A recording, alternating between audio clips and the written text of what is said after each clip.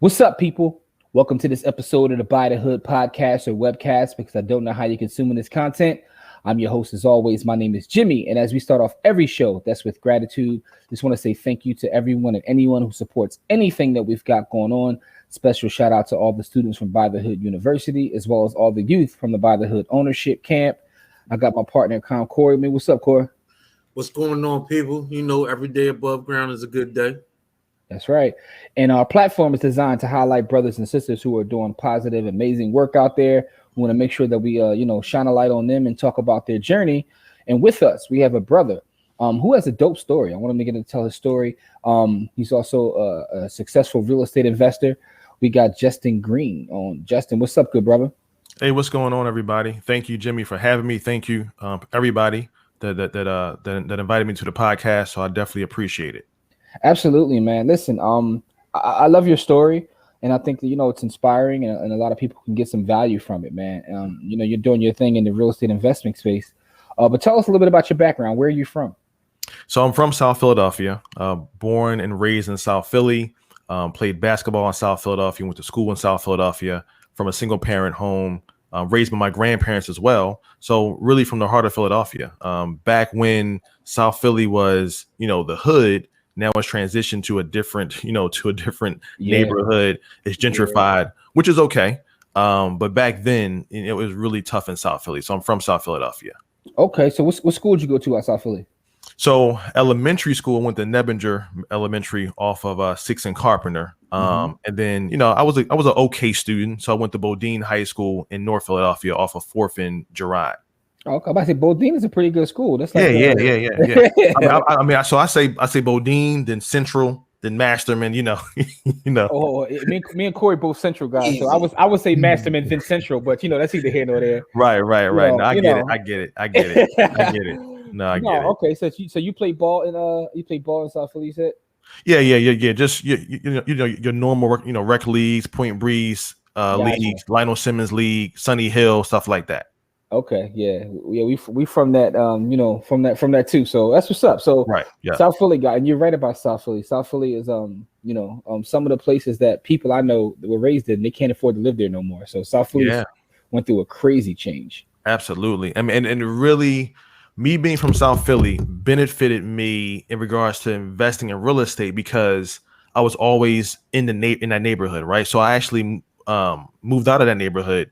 Because I, went to college, got married, had kids. So I wanted a different experience. But because my mom lived in South, it's still in South Philly. My grandparents now live in Southwest, actually near the airport. I'm still in that area, right? So I have friends in South Philly, parents in South Philly. And so when I started looking at ways to invest and where to invest, I saw South Philadelphia being gentrified and built up and developed. So it was just like a good opportunity, a few years ago to start, buying properties in South Philly. So I own quite a few rentals in South Philadelphia and do fix and flips as well, too. So I got in at a good time. I would say it was probably similar to the whole Temple University boom, where Temple at one point was trash in that area. And then now everybody came in and started developing that area. So South Philly was really the part where it played a part of my business to help me grow. Okay, that's amazing. So let's talk about the school, though. You said you went away to college. Which college did you go to, and what was your major? Yeah, so I went to Westchester University. Westchester is about 45 minutes to an hour outside of Philadelphia. That's Corey's school. Corey, you went there, right? I went to Westchester too. Okay, dope. Yeah, I graduated in 2003. So I'm not sure, Corey, what year did you graduate? I didn't actually graduate from Westchester, but I went in 95. So I was a little bit before you got there. Yeah, got you. Yeah, my first year there was 99. Okay, that was the year you're supposed to be done, Corey. Yeah, I was on somebody's military base in 99. Yeah. Okay. Got you. Okay, but also you went to Westchester. All right. Westchester. And I studied education. So my whole goal was to figure out what I wanted to do in life. And so I didn't always want to be a school teacher. So I studied education and became a school teacher. But prior to that, coming into college, I really went to college because I didn't really have that many options, right? After high school, it was either get a job or sell drugs or just be at home, right? And I'm like, I don't want to do any of those. I remember as a young child going to see my uncle in jail several years in a row, probably 10, 12 years. And I thought it was like a field trip. I thought it was like cool to go see him. And my grandmother packed snacks and bologna sandwiches and chicken in the car. And we used to drive 2 hours away to go see him. And I thought it was cool until he started coming home. And then he come home for maybe a month or 6 months and go back. And I'm like, oh, this ain't what I thought it was. Right. Yeah. So as I got older, I started thinking like, I'm seeing people sometimes going in and out of jail, some people, fighting and going to jail and dying. So I'm like, this is not the life I really want to live. So decided to go to college just as a way of kind of getting out of the hood, tell you the truth. I didn't really have a plan until I started looking at, the college and the educational field as a way of like really helping people, and then passionate about teaching as well too. So that was really good for me to see how I can impact people by teaching. Now, how when you got on campus, right? So coming from the hood and you're just trying to find a way out, you got on campus and now you're amongst other people too, trying to, serious about their studies and, party. How did that change you? Like, Yeah, so good question. I mean, honestly, it was a cultural shock, because if you're from Philadelphia or from an inner city, South Philadelphia, you're raised to like mean mug everybody. Like, you don't smile. Listen. You don't smile, right? you don't smile when you're in the hood, right? Yeah, you just don't smile. When you see somebody, you go, "What's up?" And you look real mean. Going on campus in a predominantly white campus, people are saying, "Hey," and I'm like, "Yo, I don't know you. Why are you speaking to me?" Right? I don't know you. And then it's grass. From South Philly from South Philly, you have all concrete. There's no lawn. There's no grass. There's barely any trees. So you just used to shoveling the pavement with snow, but you're not used to walking on grass and seeing grass and things of that nature. So there were literally people, white folks on campus walking barefoot on grass, and I'm like, that's foreign to me. Like, that's like you look like you look weird. Why are you doing that? And I came to realize, like, listen, that's where they come from. That's their culture. There's nothing wrong with that. So it was definitely a culture shock. And especially when I came back after my freshman year, back to South Philly, to my home, I looked at my neighborhood differently. I'm like, why are we so mean, or this persona of like, oh, I'm a tough guy? Like, it didn't make any sense to me. It was like a breath of fresh air being at a campus where it was all good. It was like, yo, take your safety, take your guard down, be safe. So it was definitely a different experience.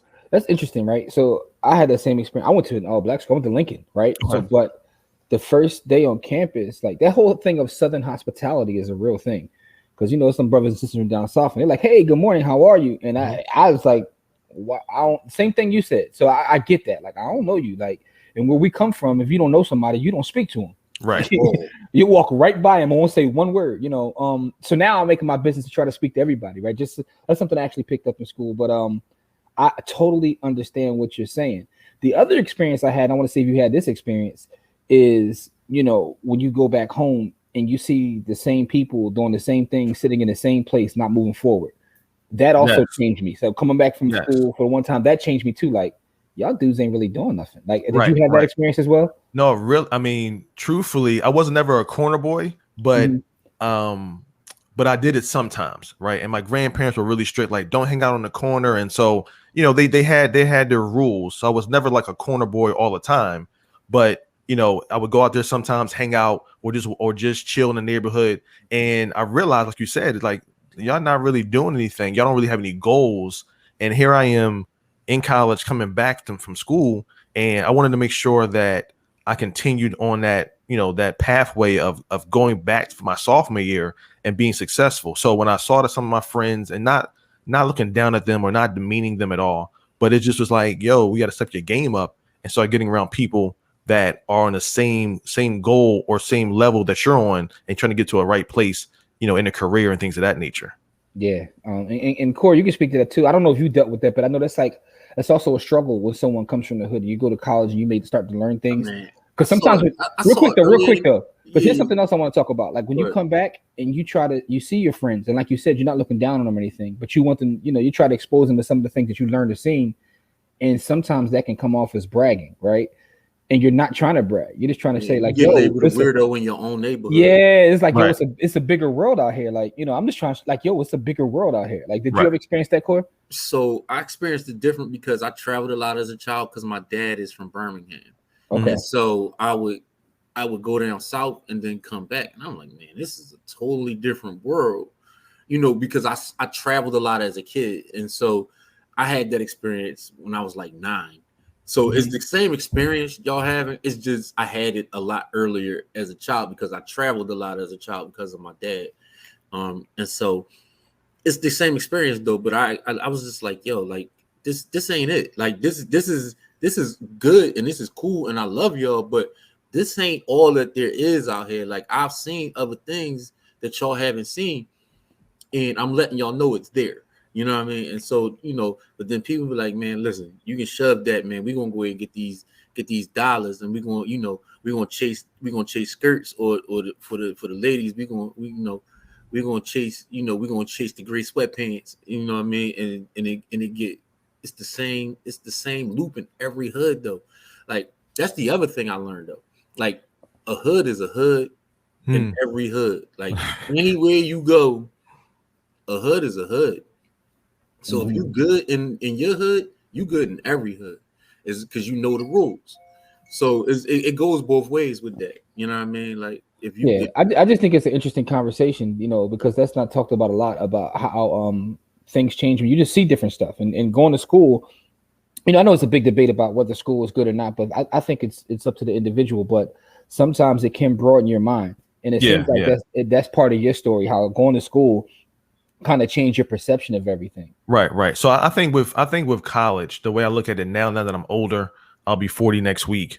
I think that college really sharpened me up in regards to being professional and talking to people and being able to present, right, and be able to focus on a particular goal, right, and strategy, right. So I think college is really good with helping the individual if the person is willing to learn and to really accept that knowledge in a sense, right. I think we look at the educational piece of college or side of college. I think that if you don't use it correctly, right, you can go down this rabbit hole of, I have a bachelor's degree, I have a master's degree, I have so X, Y, and Z, and then you're not even in that field after you graduate. So you've spent $100,000 in tuition and loans, and now you're in debt, and now you are a manager at Verizon. Nothing wrong with that. I'm just simply saying that you got to make sure that you are really thinking about your major and thinking about how to progress after college, because college isn't really the end all be all. This is true. So let's talk about teaching though, because you said that you picked up teaching and you went into teaching. What was it about teaching?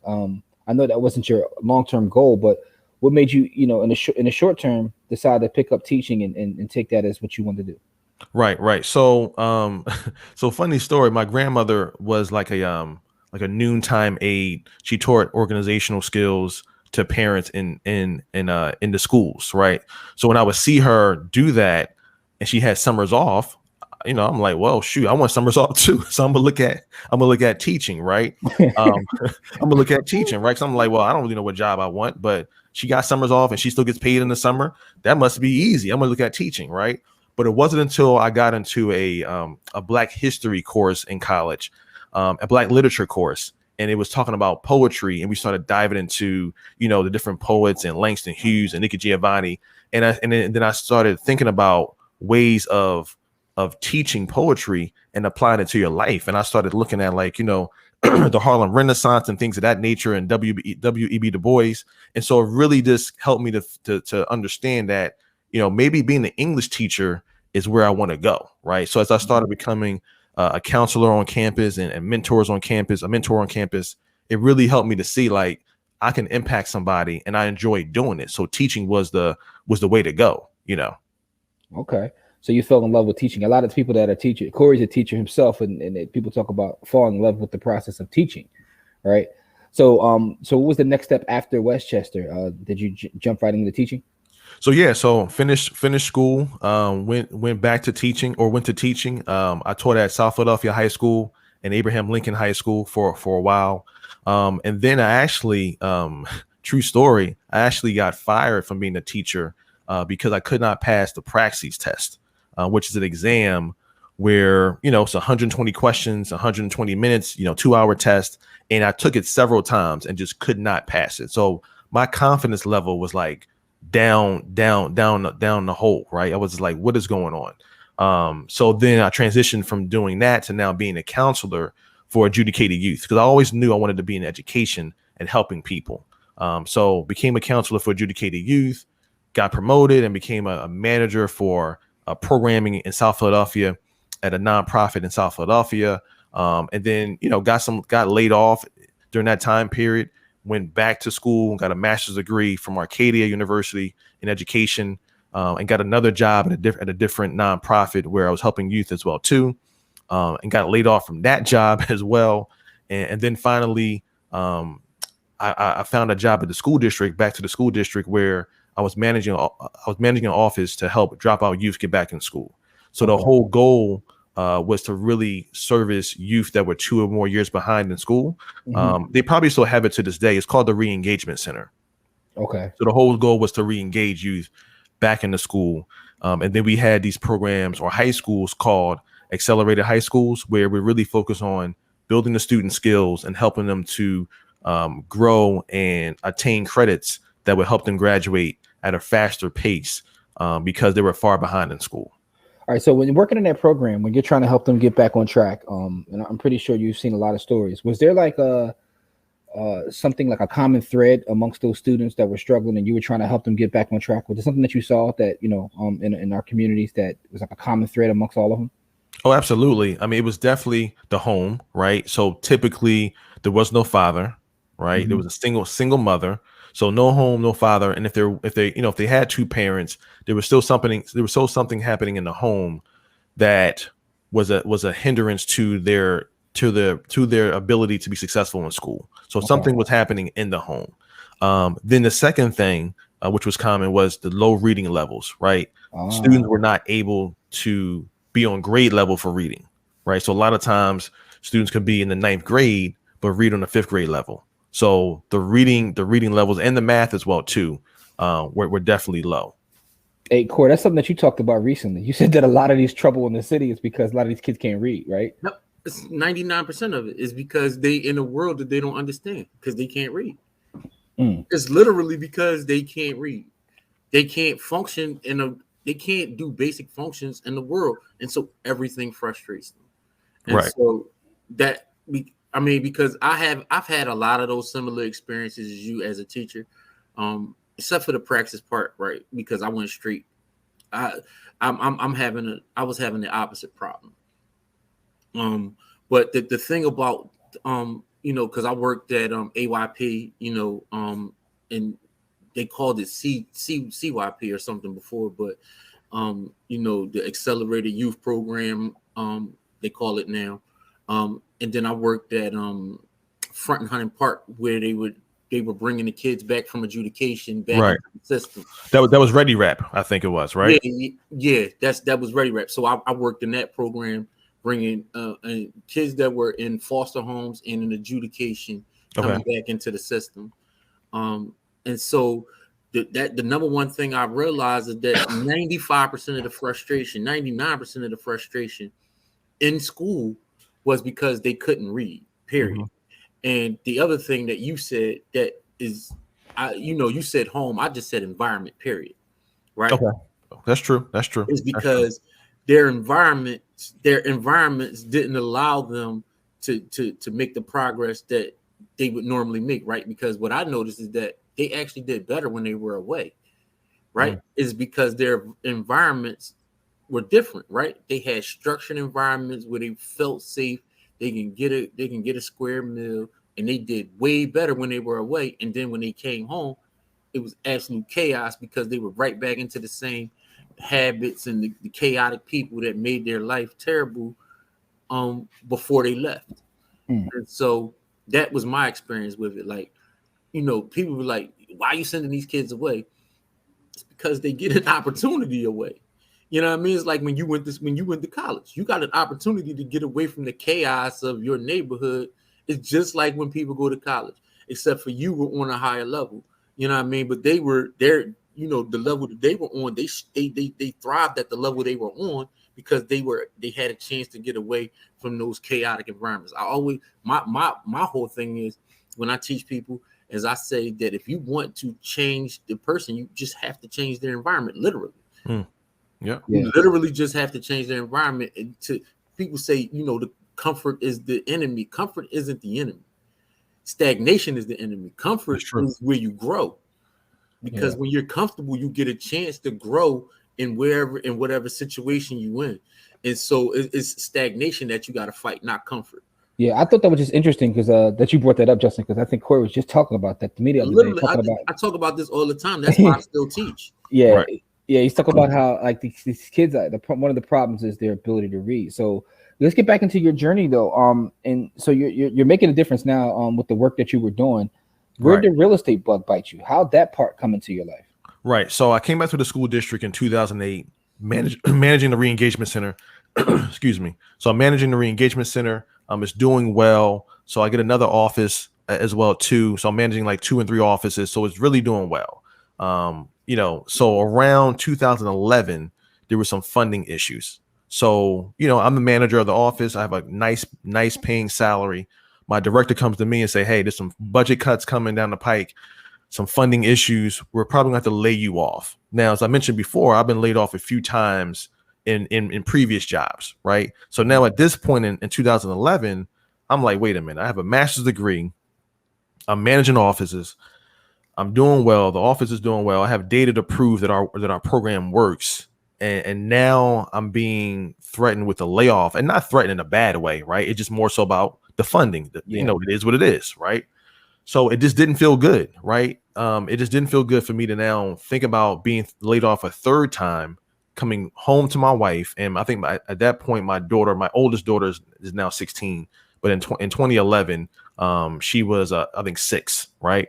Or 5. So now figuring out how to come back home to my wife and say, hey, you know what? We're gonna have to change our lifestyle and adjust our income because I'm gonna be laid off again. Right. It just didn't feel right. It wasn't a good feeling as a man, being able to be a provider for my family.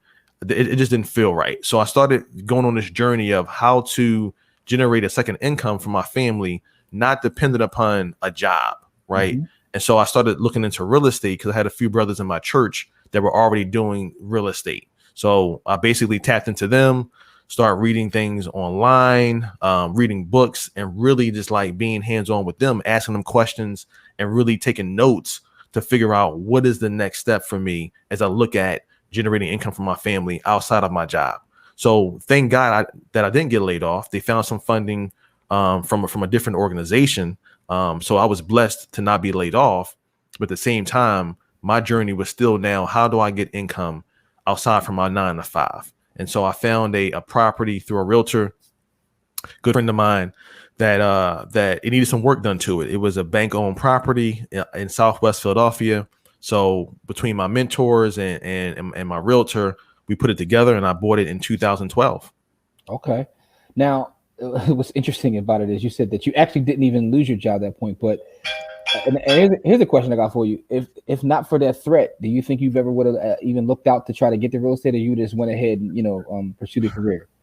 Good question. I think that so in 2011, I turned 30. So I knew that it was important for me at 30 years old to look at my life and analyze my life and figure out how to be a better man, a better man of God, better husband, better father, better person. So I knew that I wanted to do something that helped me get to a different level. I didn't know it was real estate, but I think that threat definitely, helped me, motivate me and push me to say, you gotta take this thing, called life and start navigating it and start managing it on your own terms and not just 9 to 5, right? Because here's the thing: at the school district, in my position, my salary was almost 6 figures, and I had insurance for darn near free. So I was living a life. I got a master's degree, I got insurance, health insurance.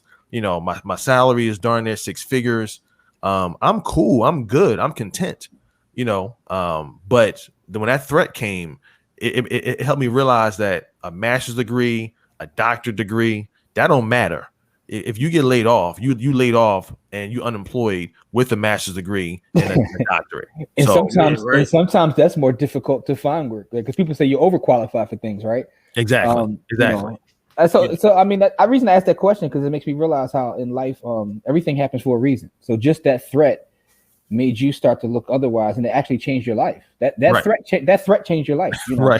Right. You know what I mean? So right. So you get the first property, and I guess after figuring out how, was that a buy and hold deal? So it was a buy and hold deal, and back then in 2012, there were banks that were allowing you to get a standard mortgage. What they called it a construction, a renovation loan mortgage, right? Where they combine the acquisition cost, the purchase price, and the construction cost into one loan. So Wells Fargo was offering that, and so I said, all right, well, cool. I'm gonna take that. So it was 12%. I'm sorry, it was 20% down of the total project cost, which was $60,000. So it was $12,000 down for me.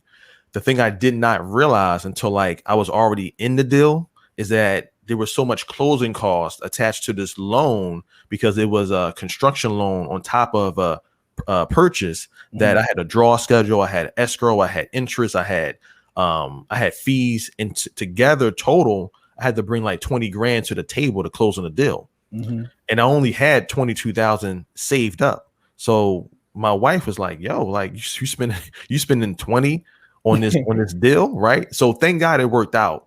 But here's the issue though, y'all. When I closed that property, meaning bought it, fixed it up, rented it out, everything was cool. My appetite for now getting back into real estate was heavy. I was like, well, where's the next deal? But I realized I only got $2,000 left. How can I buy another property the same way with $2,000? That's not going to happen. So then I start looking at, once again, other ways to get creative and to figure out how to now buy the next property. And that's when I started looking at buying off-market deals, and then also leveraging my credit to actually finance certain deals. So I was just really a beast at hitting the streets in South Philadelphia, finding off-market deals. And that's how I started coming to putting things together as far as deals and financing and different strategies around, fix and flips, wholesales, and things of that nature. So what helped you in that journey of like, okay, because once you get one rental property, you get the bug. I understand that part. But what helps you in terms of like now, I like to call it becoming a ninja, when you can like put a bunch of different like strategies in your belt to help you when you come across a property. Like maybe I'll wholesale this one, or I'll hold this, or I'll flip this. What helped you to try to pick up those skills to learn how to be creative with deals? Right. So I call it deal engineering, right? So what helped me was that when I was looking for my next deal, everything on MLS that I saw wasn't a deal. I was like, yo, this is not a good deal right here. I can't make no money off of this deal. Now, once again, people make money how they want to make money. There are deals on the MLS. I'm saying for me, when I saw deals on the MLS or on the market, I didn't really see anything that really, struck my interest and that really was a good deal. So I said, well, there has to be a different pathway. There's another way to do this other than talking to a realtor. The realtor got to show me around 25 different properties for me to pick several, put an offer on some, and they all say no. And now it's negotiation back and forth between the realtor and the other realtor. So it's a lot going on in that process. So I said, you know what? I gotta start figuring out other ways to do it. And that's when I started looking to marketing to property owners and distressed sellers and properties. Got you. All right. So then as you start to build your portfolio, how is that affecting you at work? Like, do you start to feel like, okay, now I'm gonna walk away from this, or how long did it take for you to really start to think that I could do this? Right. So good question. So I think that I know that I started getting a good momentum, around probably late 2013, early 2014, where I'm closing on deals consistently, whether it's wholesaling or whether it's fixing and flipping. I'm closing on these deals consistently every month, right? So I did it for a few years, and I'm still figuring out things and how to market and how to really target distressed property owners and sellers and things of that nature, and properties. And so the thing that got me really thinking about quitting my job was the fact that my goal in my career was to really be like a superintendent or a deputy in the school district, whether it's Philadelphia or Chicago, wherever. That was my goal. Mm-hmm. But as I started looking at, people in my industry, in my field, and in my department, I started realizing that people were like, they were like lifers, like they weren't moving. They were just there. Right. Yeah. And there was no way for me to move up because there just was no open positions. And because of my salary, me going to a nonprofit that's smaller than the school district, they were offering me better position, but a lower salary. And I'm like, I'm not going back on my salary. Right. So long story short, I felt stagnant where I was in the school district. Right. I was just like, well, you know what? I have a good paying job, but I just don't see my career going anywhere. And it just felt stagnant. So as I'm continuing to grow in real estate, I'm seeing my business develop, but my career and education just kind of stay still. So around probably middle of 2015 or late 2015, I got a great deal in South Philadelphia, vacant property right off of, I believe, 16th Street. Near what they call now New Bold, right? Mm-hmm. Like right off of Barrett, like where Barrett Middle School is. Okay. So that was around like 2015, late 2015. The owner passed away, but the heirs, one of the sons lived in, I think maybe like South Carolina or North Carolina. So made contact with them, put the deal under contract for about $25,000. Wow. $25,000. This is like 2015. So I'm like, all right, cool. I don't think I realized what I had at that moment. I know I offered them a low price, but I looked at my value of being able to buy the deal, and then relieve that heir, right, that son of a headache, because they're in somewhere down south, and they're like, yo, this property is behind in taxes, it's vacant. I just want to get rid of it, right? So my value is basically being able to relieve their stress, right? That's my value to them. So I did offer them a low number. They agreed to it.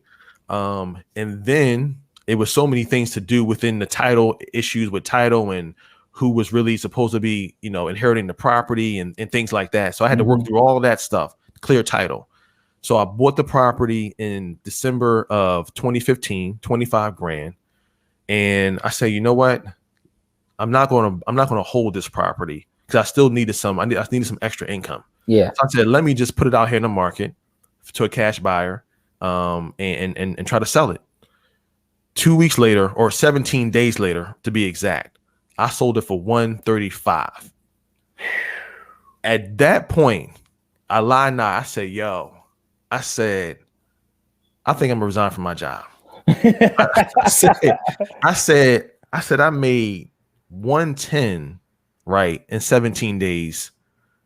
I think I'm gonna resign. Let me ask you this question: when someone made that offer, did you start to think at that point, like, maybe I should hold this? Like, if they wanted to pay me $130, like, did it ever cross your mind? I think maybe for a second, but when for one second, I'm literally maybe a millisecond, right? When I saw that number, because here's the thing: when you pull in comps and you run in comps, you like, I could probably sell it for this, but you don't really. Me still being only a few years into real estate, you don't really think, you're not really thinking like, maybe I can really sell this for 100 something. I mean, you see the comps. Yeah. You're like, you know what? I'm gonna throw it out there. And see what happens. Maybe somebody might offer me 80, so, if I sell for 80 and I make 50, 55, whatever, all right, I'm cool. Yeah. But, I threw it out there for, I think, I don't know, 130. I'm like, let me throw it out there. Let me see what's going to happen.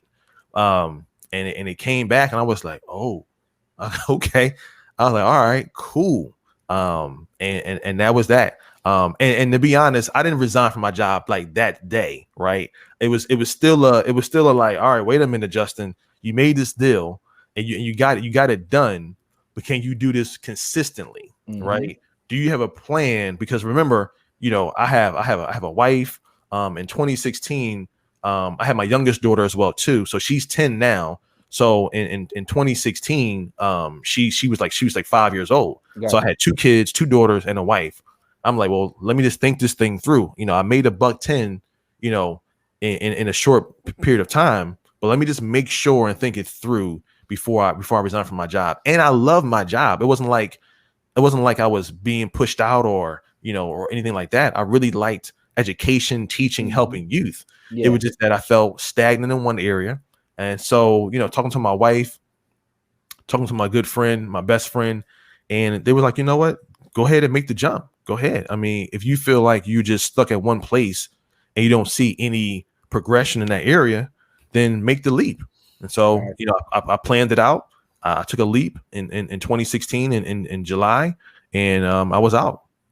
Man, that's dope. That's a dope story, man. 6 months later, you was like, yeah, this is it. Yeah, I'm done. So how has your life and business changed since you went full time into real estate?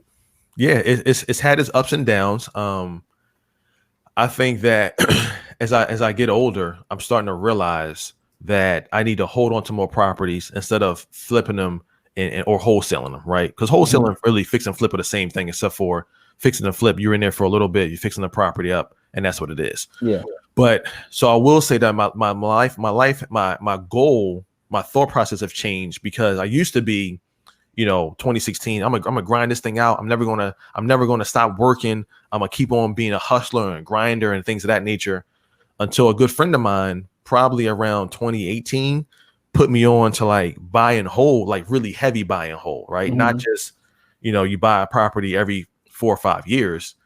He kind of showed me how I can buy properties and do the whole burst strategy, right? Where I'm buying a property, fixing it up, renovating it, right? Finding a tenant, then I'm cashing out and I'm getting my money back. And I'm like, oh, I didn't even know that was a thing, right? until he showed me. And so my life has changed now, because now I'm able to be a deal engineer, where I'm just not stuck in this one box of being a wholesaler. My identity is not wholesaling, right? My identity is not fixing and flipping. I am now able to buy any property, right, and take down any property as long as it meets a certain criteria. So if the criteria is, when I rehab it, I can still have 20 to 30% of equity in the property, then that's a criteria where I can maybe buy and hold it.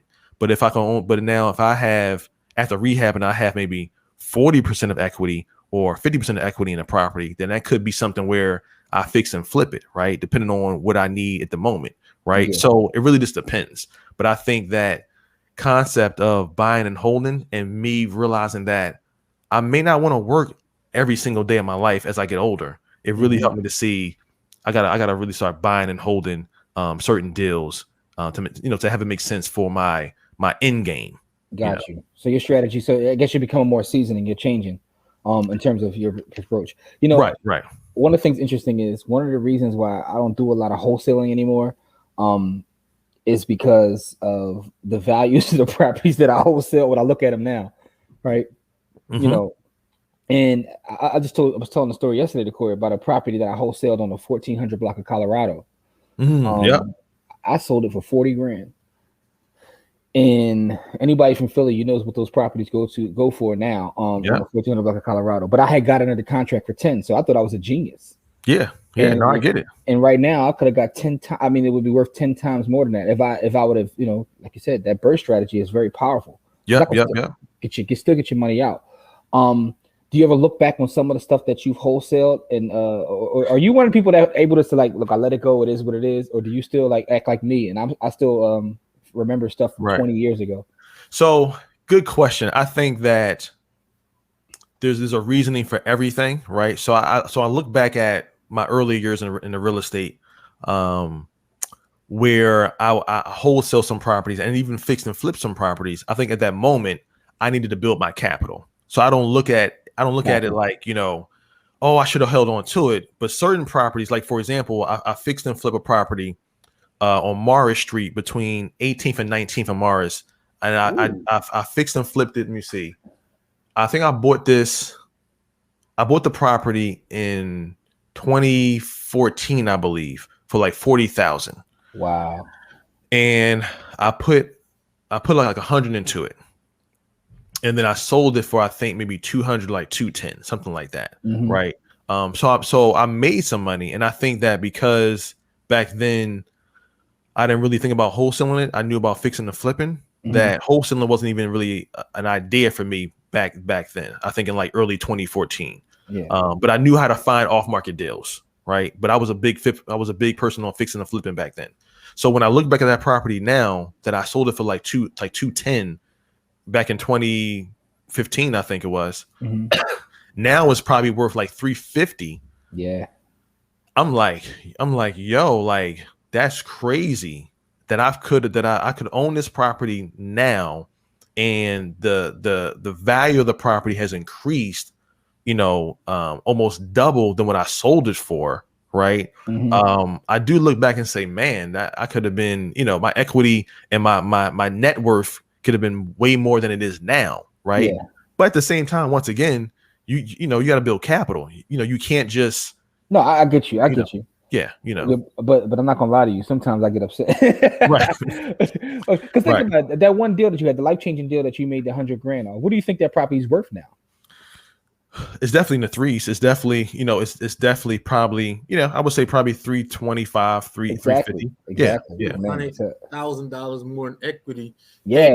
But that's what allowed you to make the life-changing deal. So you can't be mad either way. Right.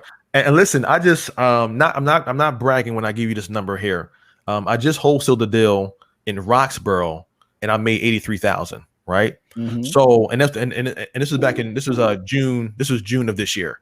So now going into that deal, I got it under contract for like 42,000 or maybe 47.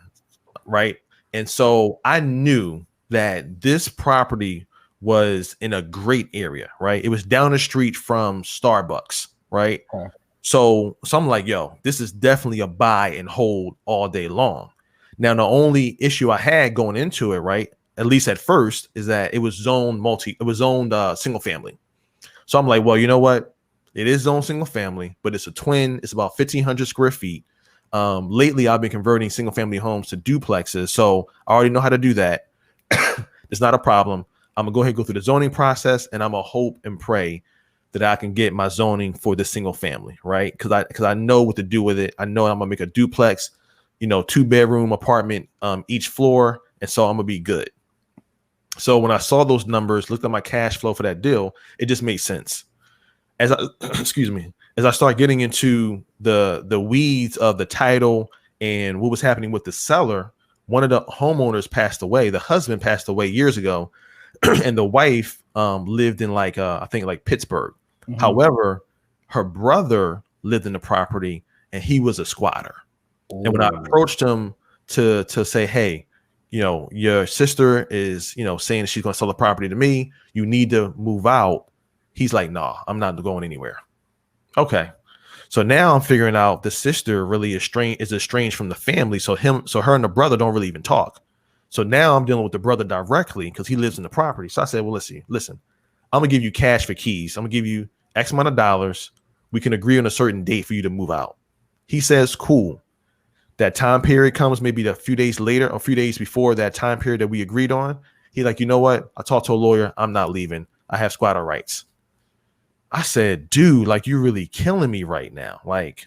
All I want you to do is move. And listen, this property is inhabitable. It's horrible inside. There's no running water. There's no gas. There's no electric. Oh my God. There's raccoons living in the porch area. This is not something where people should be living in this property. The neighbors are calling me like, yo, I see you in the property, and talking to the brother, what's happening? Because we need this property fixed up. They want him going too.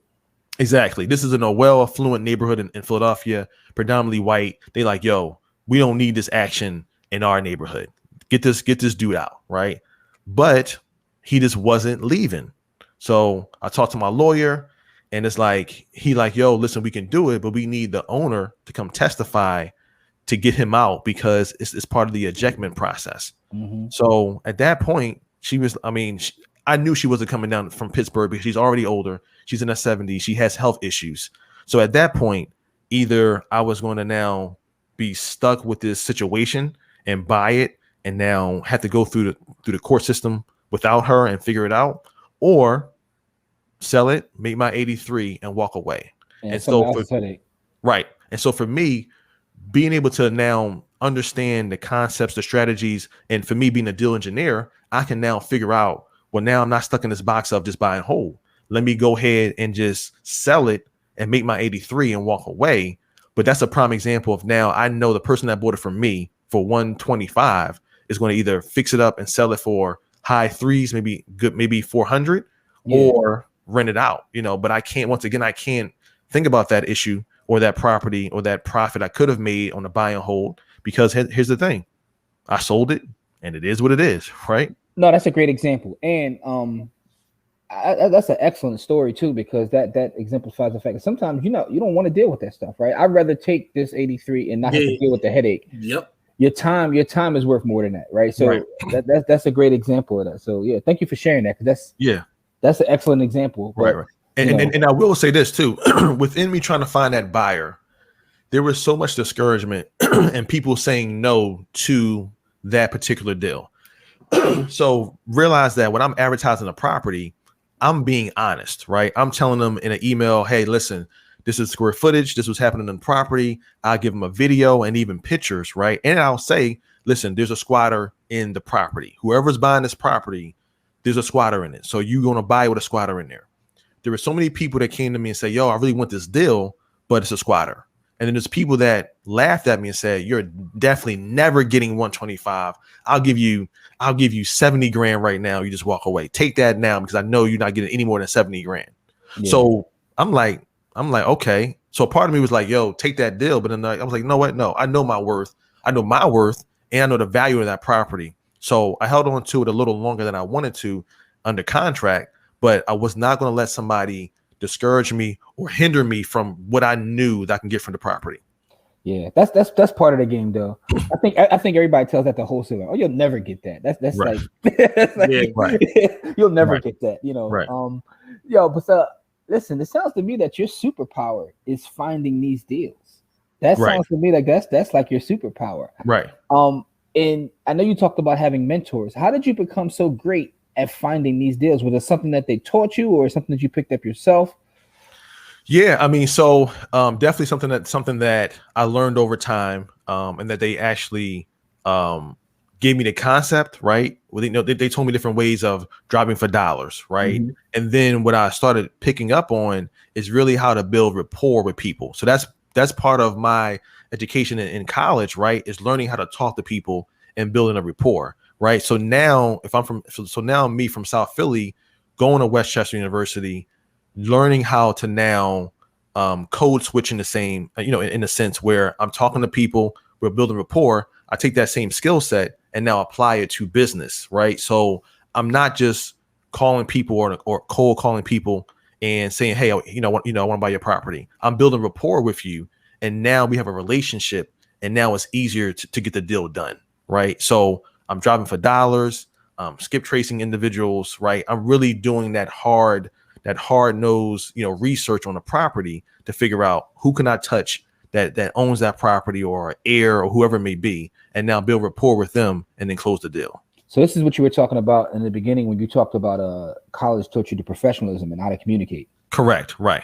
There were so many. There's so many people I talked to that another person, whether it's a wholesaler or anybody, has now marketed to them through a mailer or cold calling, and they're just worried about the bottom line, right? They're worried about, hey, I'll offer you whatever number it is, right? Mm-hmm.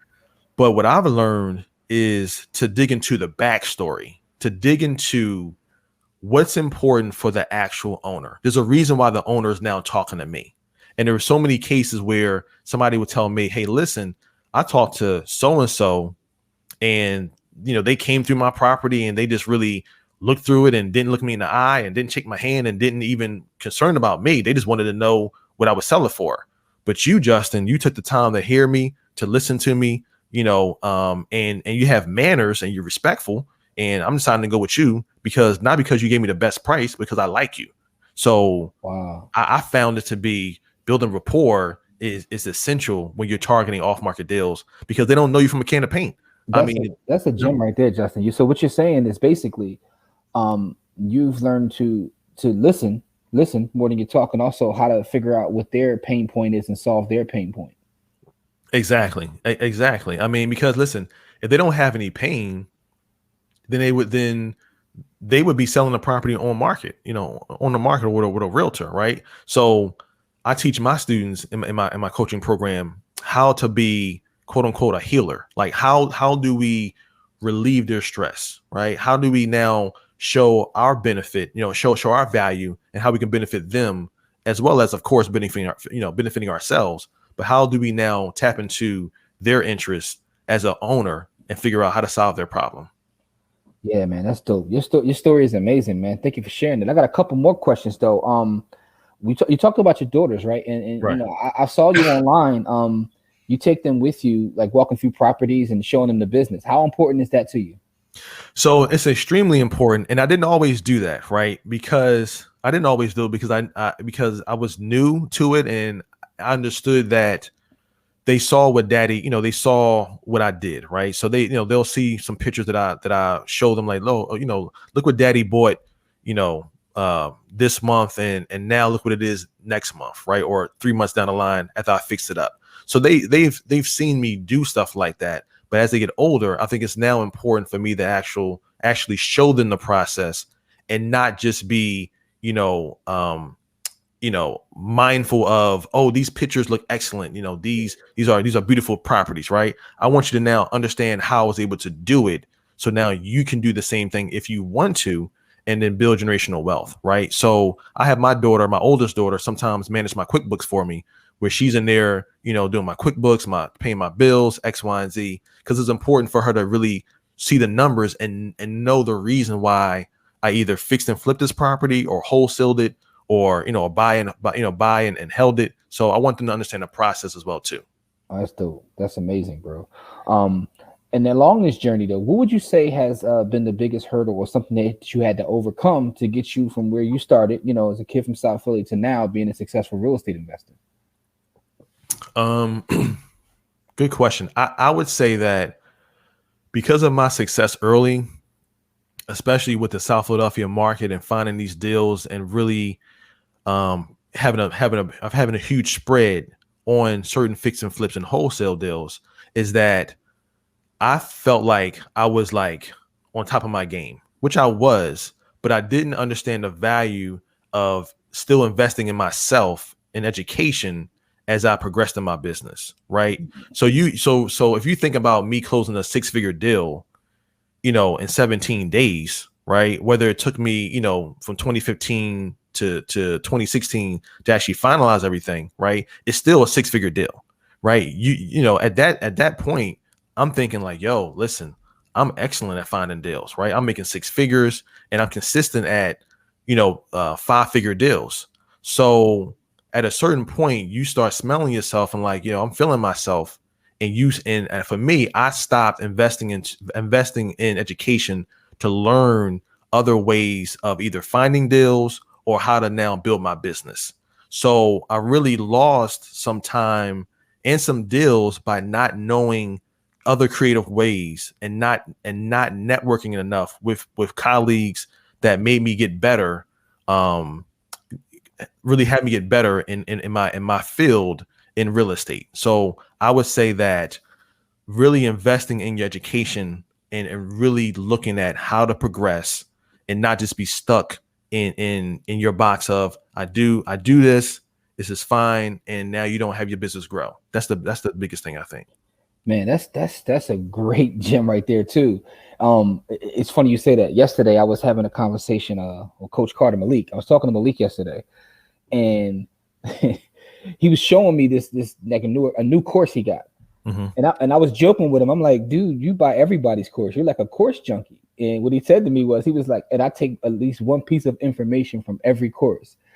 And I was laughing. I was like, that's dope. So most of the people that I meet are successful, no matter what level. They're always investing in themselves and taking courses. So I think that's a great point that you pointed out, that you have to always invest in yourself and try to, get better. Yeah. Because for a while, I'm not gonna lie, my real estate business was just like stagnant. Like, after 2016 and 2017, and the market started to shift and technology started to shift, I was behind the 8 ball. I'm like, okay, well, how do I do this? What do I do? And it wasn't until I joined like a mastermind that cost some heavy bread, but it really now started to show me like, oh, there's a different level to this right here, right? That I would have never known if I would not have invested in myself. Man, that's an excellent point, because man, some of the most successful people spend crazy amount of money on their education. Right. You know? Right. Yeah, we learned that, man. Like we were in a number of different mastermind groups, and the level of knowledge, because you only have one set of eyes, whereas in a mastermind group, everybody has eyes and has experience, and so those people can help you progress, and you can help them progress, because y'all coming from different sets of experience, seeing the same things, and so that's the difference between doing it on your own and doing it with a group. Right. And so that's I told, like, you know, especially with trading, right? I always tell people, don't trade alone, right? Because your eyes are fixated on one thing, but in a group, other people will be able to help you because they can see things that you can't see. Right. And be able to point you in those directions and help you along in your journey. And it's the same thing with real estate and all those other kind of things, because, you know, doing it alone, you'll be successful. But if you want to be great, if you want to be, you know, at the best, at the top of the game, you have to, you need help. Absolutely. No great business, no big business has ever been built alone. I know we spend thousands on a monthly basis on education and masterminds, right? But another thing about that is just the energy, right? You start to share energy with people who are like-minded, who are trying to do bigger deals and do bigger things. It's kind of like outside of just motivation, because it's not about motivation. It's about just that energy of not being around small-minded people and people that are push you to do better. So I think that was an amazing point. My next question for you is this, though, Justin. What is your favorite book or book that's inspired you along this journey that you have now? So I would definitely say, in all honesty, the Bible, right? I think that when I look at that book from a spiritual standpoint, right, understanding who my God is and understanding what He's done for me, and there's so many promises and good word in that book. I think the Bible for me is hands down essential. Now, when I break down or look at my favorite book in the Bible, I would probably say the book of Proverbs. There's so many nuggets around like business, around how to treat people, how to communicate. I mean, so many nuggets in the book of Proverbs. It's crazy. So I would definitely say, like, hands down, the book of Proverbs is probably one of the favorite books that I really look at. And then Ecclesiastes is another book inside the Bible that's good as well too. But Proverbs definitely has like great nuggets. And matter of fact, there's a proverb that I love, which is I named my program after, which is Proverbs 13, that talks about, you know, wealth from get rich quick schemes doesn't last long, right? But wealth from working over time and hard work over time lasts forever. So I talk to my students about, this is not a get rich quick scheme. This is hard work over time, and then by putting in the hard work, you know, you'll get wealth that way. But don't expect to be a millionaire tomorrow. Got you. It's interesting. Shayna Harvey, shout out to Shayna, another Central grad. She was on here and she said that the Bible is one of the greatest investment books there is. Right. She's an ordained minister, but she said that you can't separate the Bible from finances because there's so many lessons about finances throughout the Bible. Right. I mean, Jesus talking about one story, he was saying how can you build, you know, a building, right, without planning first.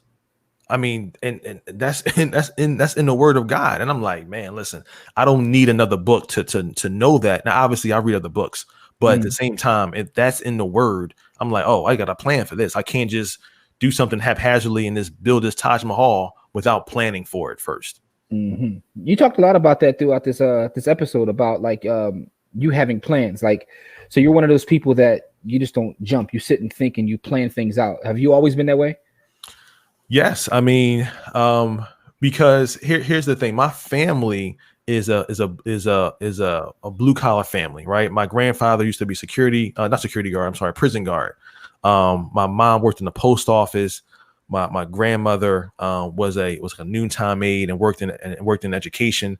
So it was never about taking risk in my family. I feel like, right? It was always about, you get a job, you work this job, and then you retire, right? So that taught me hard work, but also taught me that I had to plan for something.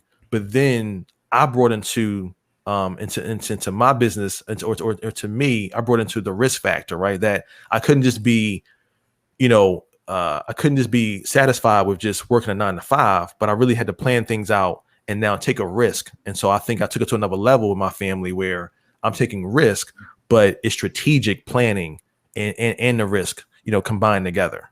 Got you. So now you mentioned that you have students and you're teaching and things like that. I know you have like a webinar or some sort of class coming up. Tell us about that. Yeah. So it's actually going to be September the 30th, which is a Thursday. So I think, but by the time this airs, it'll be coming up fairly soon. So basically what I want to do, because I love teaching, right? So I'm really showing people how I resigned from my full-time job and became a real estate investor, right? So I'm gonna be teaching people how to be deal engineers. I'm breaking down different strategies. I'm even going to walk them through a case study of one of my BRRRR deals, right, which stands for buy, rehab, rent, refinance, repeat. So I'm gonna walk people through one of my rental properties and how I bought it, how I found the deal, how I bought it, how I rehabbed it, and then refinanced and got all my money back from it. So it's really about showing people how they can do this. It's a free webinar, free of charge. I'm giving them value. And so that's the whole goal, to give somebody value, right? I had some friends of mine say, why do you continue to give free content to people? Well, I want to add value, right? I want to add value. I love teaching. And then if people want to do it alone, they can do it alone, or, we can partner together and work together and have them, achieve their goals probably at a faster pace than they would at doing it by themselves. Man, that's amazing, man. For those listening or watching, he said FREE. That's your favorite price. Make sure you check out what Justin's got going on. It's funny how things go full circle. So now you're able to be a teacher, but teach about your business. Like everything worked out. Like, right. It's funny how life does that. Yeah. And truthfully, man, I will say the number one reason why I'm starting to teach and coach is because I realized that I miss teaching. I miss being in a classroom. And if not in the classroom, I miss impacting individuals, right? Mm-hmm. Because in business, you have to be looking out for yourself, for your business, right? If you're in business and you're not profiting, then why you're in business? So it's very you oriented, right? It's very like me. And I think my camera went off. So I apologize for that. Okay. But so it's very like centered around me. And how to make the deal happen for yourself, right? So essentially, what I wanted to do is get into teaching, because now I'm passionate about actually teaching and I enjoy teaching, right? So that's what I'm doing, because I enjoy teaching and I enjoy when people say, "Listen, that course you taught, or this program that I'm in that you're doing is really showing me now how to develop my business and how to get my first or second deal and go from there."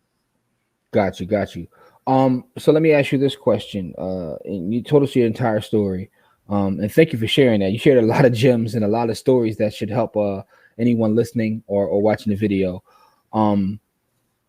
What's the future for your business, right? Is it more coaching? Is it, bigger deals? Are you looking to do something different? What's the future? What's the future hold for you, Jess?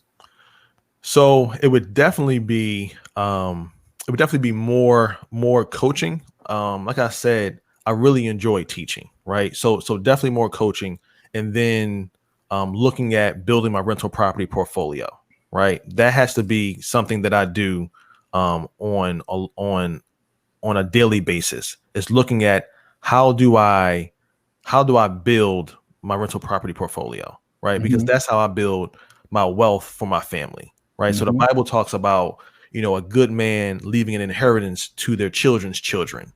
So I want to make sure that I'm doing that, and that's through me buying rental properties and building wealth that way. And then obviously with the coaching piece, I still want to make sure that I'm impacting people on a daily basis. So I'm gonna never stop coaching. Now that I understand how to do it and the impact on people, I'm always going to continue to do that.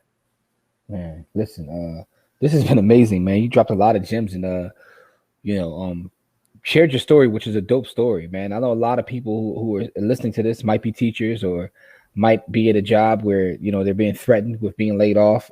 There's always a way. Corey, you got anything you want to say, good brother? Nah, I'm just happy somebody that looks like me that has a similar story is succeeding. You know what I mean? Like my successes have more come in the markets than in the real estate market, but our story is very, very similar. So yeah, Justin, congratulations on everything that you're doing and you're continuing to do. And for the future, whoever's listening to this is really out here for you to get. And Justin is out here doing things for free 99 still. So what I will say about coaching is that people attach value to numbers. And so free works, but free won't work forever. Right. Right. Just as an aside, because we started off as a community group and we still are a community group and we still do things for free, but people didn't respect free. It's weird how that works though, and the thing is, because you want to be able to try to impact people and give, but we've actually when we started putting a price on things, we got more students. It's absolutely weird. Right. But we'll see. But I mean, nonetheless, though, man, it's admirable that you are doing that, man. I'm gonna pull up myself just to support because I think that what you're doing is amazing, man. Your story is inspiring. That's why I definitely wanted to have you on to see that and to see you have the babies out there with you and taking them on the grind and showing them the properties. I'm like, right. That's what it's about right there. Like that's dope, man. So much continued success to you, brother. And I love to see what you're doing. I love to see what you're building, man. And you got supporters over here. No, thank you, man. Thank you for having me. I really appreciate it, man. Jimmy and Corey, definitely appreciate it for sure. Absolutely, man. And for our audience out there, make sure that we're going to put some links in the description and the notes so you can see what Justin's got going on. Make sure you check out, his progress in this journey, and make sure you take a look at all the stuff that he's going to offer you for free, his coaching and all that, because you can definitely learn from someone. I mean, this guy knows how to find off-market deals. That's the cheat code. He already winning. Yeah, finding the deals is the win. That's the cheat code. That's the hardest part for most people. That's the cheat code right there, man. So. Yep. And through my program, I definitely walk you through different scripts, what to say. So my program is designed for you to kind of just plug and play, right? There's no guesswork. I don't need you to be guessing how to do it. If I already did it already, then here's the blueprint, right? So you don't have to guess, right? I'm showing you how to do it. Now, of course, you got to put the action in, put the work in, but here's the templates. Here's what I'm doing. This is how I do it. And now you just got to follow it. Absolutely, man. So Justin, man, thank you so much for sharing your story with our audience, man. We appreciate you, and much continued success, man. And to our audience out there, as we always say, it's not about how much money you make. It's about how much you keep. Game elevates, and we'll see you guys in our next episode. Peace. Peace.